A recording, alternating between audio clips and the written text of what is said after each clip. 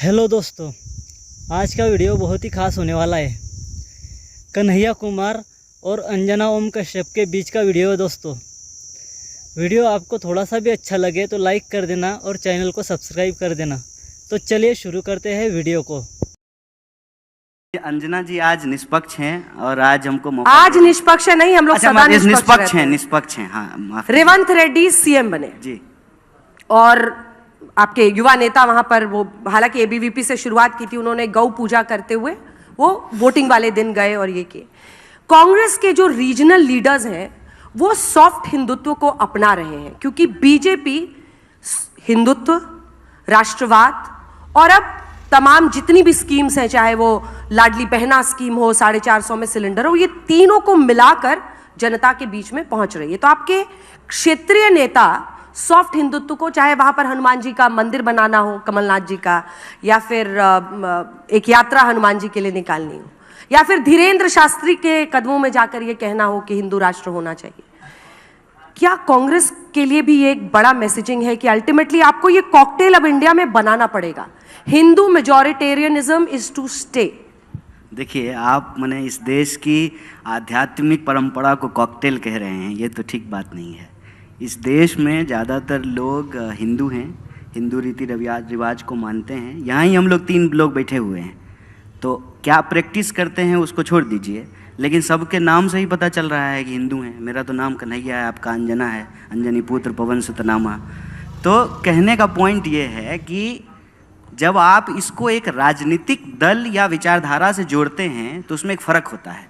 जैसे हर पुरुष पुरुषवादी नहीं होता है, वैसे ही हर हिंदू जो उस आध्यात्म में भरोसा करता है, जीने के तरीके में भरोसा करता है, पाप पुण्य सही गलत स्वर्ग नरक को मानता है, वो भी जो है ना हिंदूवादी नहीं होता है। ये एक राजनीतिक विचारधारा है। अगर आप राजनीतिक विचारधारा की बात कर रहे हैं, अगर मैं सही हूँ, तो राजनीतिक विचारधारा में ना ये सॉफ्ट और हार्ड नहीं कहना चाहिए। ये मीडिया के द्वारा गढ़ा गया टर्म है। जहर जहर होता है, सांप का बच्चा भी उतना ही जहरीला होता है जितना वयस्क होता है। और हम लोग कोई क्रीम थोड़ी बेच रहे हैं मैडम, कि मुंह में लगाने का अलग क्रीम, तलवा में लगाने का अलग क्रीम, ये थोड़ी होता है।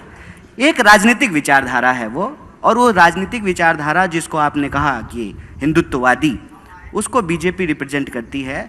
लेकिन कांग्रेस पार्टी हिंदुइज्म, जो इस देश का सांस्कृतिक इतिहास है, जो आध्यात्मिक परंपरा है, उसको हमेशा से मानती है। सत्यमेव जयते हमारे देश के राष्ट्रीय चिन्ह पे लिखा हुआ है, तो ये बीजेपी के पैदा होने से पहले से लिखा हुआ है ना। 1980 में बीजेपी बनी है, देश को 47 में आज़ादी मिली, 50 में संविधान लागू हुआ। तो जो भी आपको परंपरा दिखती है वो परंपरा तो चली आ रही है, और ये कांग्रेस पार्टी के बनने से भी पहले से चली आ रही है, ये गांधी जी के पहले से भी चली आ रही है। तो देश के 5000 साल के इतिहास को इस तरीके से हमको ना तू मैं की बहस में जो है रिड्यूस नहीं करना चाहिए। और कांग्रेस पार्टी ने कभी भी इस देश में किसी भी धर्म को कमतर करके नहीं आंका है। सर्वधर्म समभाव जो गांधीवादी चिंतन है उसको रिप्रेजेंट किया है।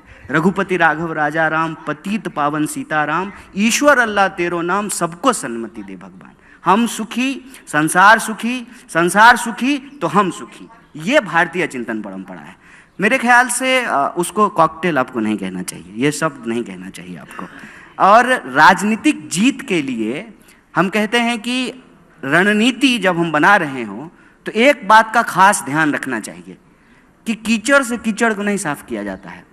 भाजपा से वो को हराने के लिए हमको भाजपा जैसा हो जाने का जरूरत नहीं है। रही बात जनता की, तो जनता के जीवन में धर्म उसका एक पक्ष होता है। किसी भी धर्म का कोई व्यक्ति हो, भूख सबको लगती है, डर सबको लगता है, घर की जरूरत सबको होती है, नौकरी सबको चाहिए होता है।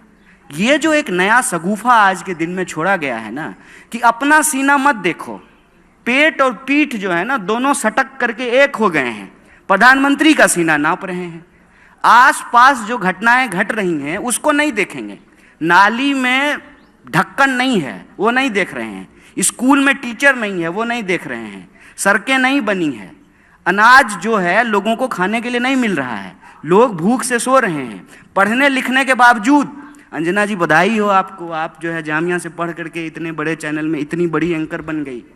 आज जो आपके जूनियर हैं जो पढ़ रहे हैं, दर दर भटक रहे हैं बेचारे, उनको नौकरियां नहीं मिल रही है। एलुमनाई मीट में जाइएगा तो पूछिएगा, 45 साल में देश में सबसे ज़्यादा बेरोजगारी है। ये सवाल है, इस सवाल पे हमको बार बार आना पड़ेगा।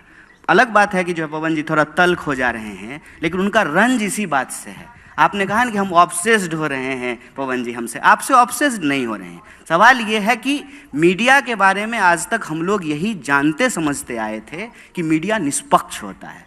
उसको उतनी ही खुशी होगी जब बीजेपी जीतेगी और उतनी ही खुशी होगी जब कांग्रेस जीतेगी। सरकार किसी भी की हो, सवाल पूछना है, प्रधानमंत्री कोई भी हो, उनसे प्रश्न करेंगे।